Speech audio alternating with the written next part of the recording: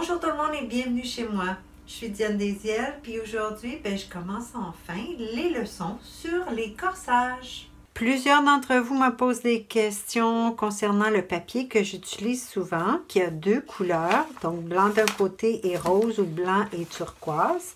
Ces papiers sont simplement du papier d'emballage cadeau. Ensuite, quand j'utilise du papier blanc, j'en ai de différentes largeurs, mais ça, c'en est un qui est assez pratique. C'est du papier pour des bannières.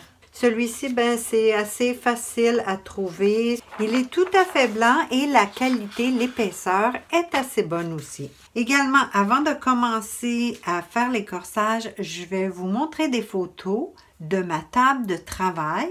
Puis si ça vous intéresse, je vais également vous donner les dimensions.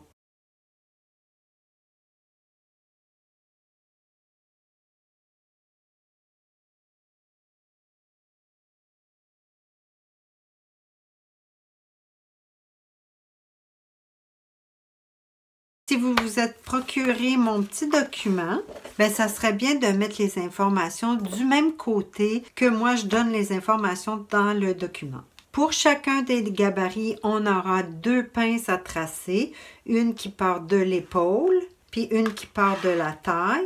Si je commence avec le devant, là où l'encolure est beaucoup plus profonde, on a un seul pivot. Par contre, si je parle du dos, on aura un pivot pour la pince d'épaule et un autre pivot pour la pince qui part de la taille.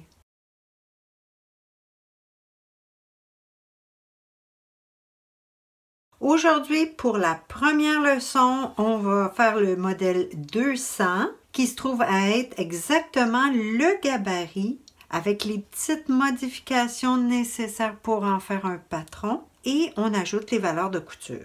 Puis la raison pour laquelle on va vraiment faire les patrons de ce gabarit de base aujourd'hui, c'est que notre dos, il va pouvoir être réutilisé pour une grande partie des autres modèles. Tout de suite, on peut tracer tout autour de notre dos et de notre devant. Comme on sait qu'on fait un petit corsage tout simple aujourd'hui, on ne va pas l'allonger, on ne fait pas de développement, on peut les tracer en se gardant environ 3 cm entre les deux. Vous n'avez pas vraiment à aligner ou à placer les pièces parallèles puisqu'on va faire nos pièces de patron directement. La seule petite chose, c'est de garder une petite distance vers la médiane du dos.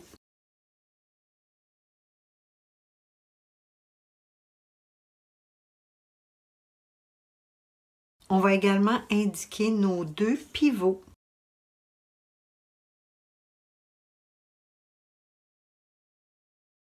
Même chose au devant, on vient marquer notre pivot. On va commencer avec nos petites modifications sur le devant. Ce qu'on va faire pour que ça soit plus joli puis pour donner un peu plus d'espace à la poitrine, c'est qu'on va déplacer le pivot ou on va séparer le pivot, un pour la pince d'épaule puis un pour la pince de taille.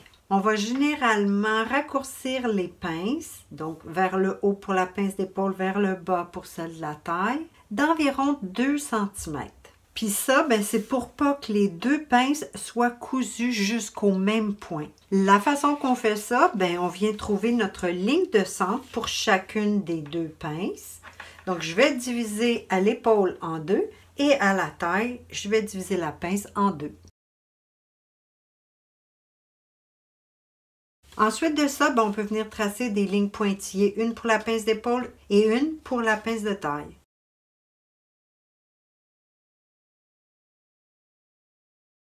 Maintenant, comme je vous disais, on vient déplacer le pivot ou séparer le pivot 2 cm vers le bas pour la pince de taille, 2 cm vers le haut pour la pince d'épaule.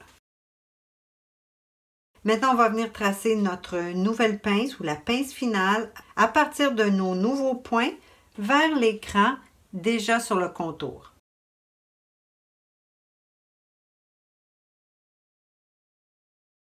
Une chose très importante, c'est qu'aussitôt qu'on déplace les pivots de leur position originale, on devrait replier la pince et corriger la ligne de contour. Puis c'est ce qu'on va faire maintenant. Je vais vous demander de plier sur le côté de pince qui se trouve le plus près de la médiane pour la pince de taille et pour la pince d'épaule. Lorsque vous pliez vos pinces, n'ayez pas peur de plier plus long que nécessaire. Ça va juste rendre votre tâche plus facile.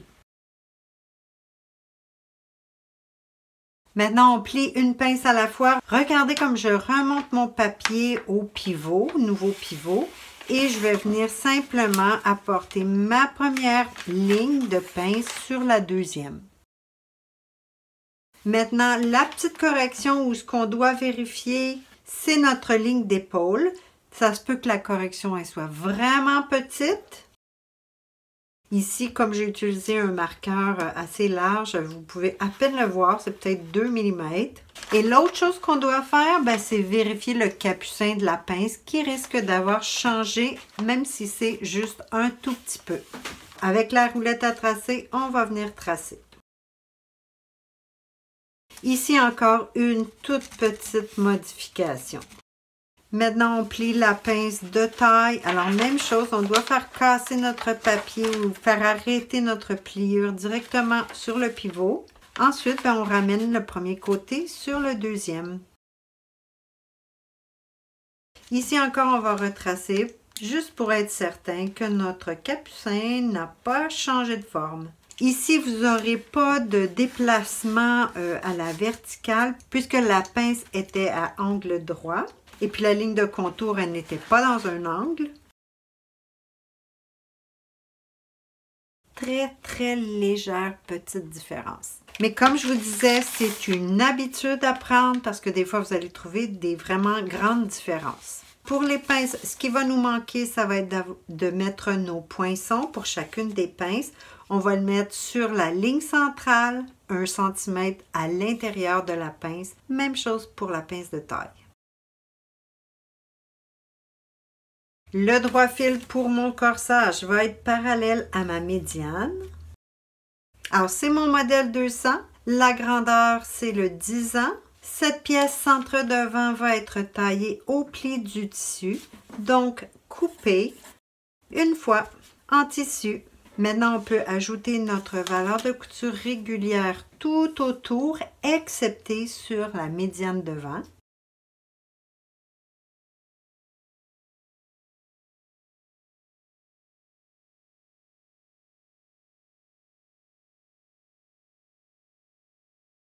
Je vous ajoute un petit détail qui est important sur le gabarit du devant. Lorsque vous tracez ou même lorsque vous ajoutez vos valeurs de couture, vous devez garder environ 5 mm qui va être à angle droit avec notre médiane. De cette façon, on ne crée pas une encolure en V, ni une encolure avec une pointe qui remonte. Puis on garde également un angle droit, bien sûr, de la médiane au niveau de la taille. Ensuite, on peut découper tout autour.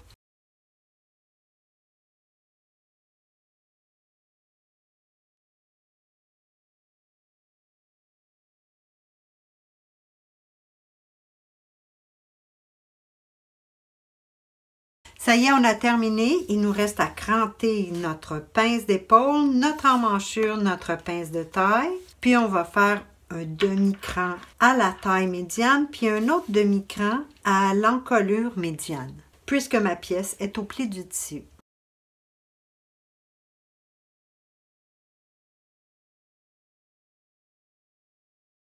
On est prêt à faire notre dos. La première chose, c'est exactement ce qu'on a fait pour notre devant. On va venir trouver le centre de chacune de nos pinces. Ensuite, on va tracer du pivot jusqu'à la demi pour chacune des deux pinces. Pour la pince de taille, je vais faire comme on l'a fait pour le devant. Je vais venir descendre le pivot de 2 cm. Ensuite, on peut retracer notre pince de taille.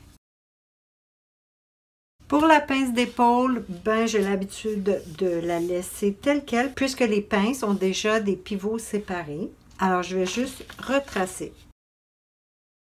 Comme il faut penser à une ouverture pour notre corsage, on ne peut pas venir faire et le devant et le dos à la pliure du tissu puisqu'on ne pourra pas entrer dans notre vêtement. Au dos, j'ai décidé de faire une croisure pour celui-ci. pour y mettre un boutonnage. Pour l'exemple d'aujourd'hui, je vais faire ma croisure de 2 cm. Alors, je vais tracer parallèle à la médiane dos 2 cm. Je vais revenir dans une autre vidéo pour vous expliquer en détail comment on calcule la croisure et comment on place les boutons et les boutonnières. Pour l'instant, je vais simplement prolonger la ligne de taille et la ligne d'encolure à l'écart avec la médiane dos. Maintenant, on va placer nos poinçons 1 cm à l'intérieur de la pince de taille et 1 cm à l'intérieur de la pince d'épaule. Puis bien, on va ajouter les valeurs de couture. Cette fois-ci, on va tout autour.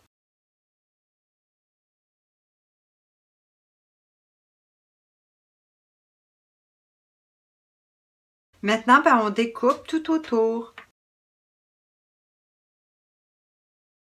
Ici, j'ai oublié de fermer mes pinces, mais je sais déjà que ça ne va pas vraiment bouger puisque la pince, elle est bien balancée de chaque côté, mais on devrait toujours fermer nos pinces de toute façon, la pince d'épaule et la pince de taille.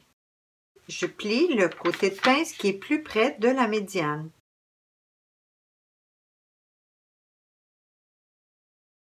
Et maintenant, je viendrai couper pour être certaine que mon capucin a la bonne longueur. Même chose pour la pince d'épaule.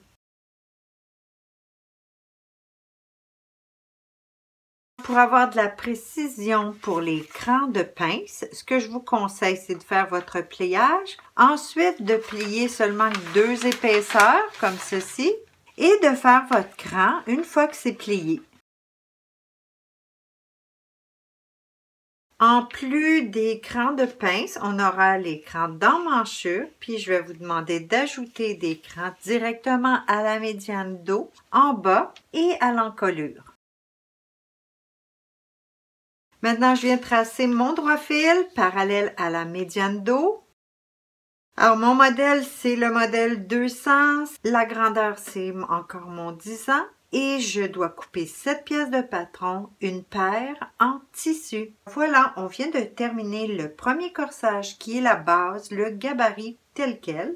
C'est aussi ce que vous devriez faire si vous avez construit vous-même votre gabarit. Ensuite, vous pourrez le tailler, l'assembler et faire votre essayage. C'est tout pour aujourd'hui. J'espère que vous aurez apprécié. Merci d'avoir été là, puis je vous dis à la prochaine.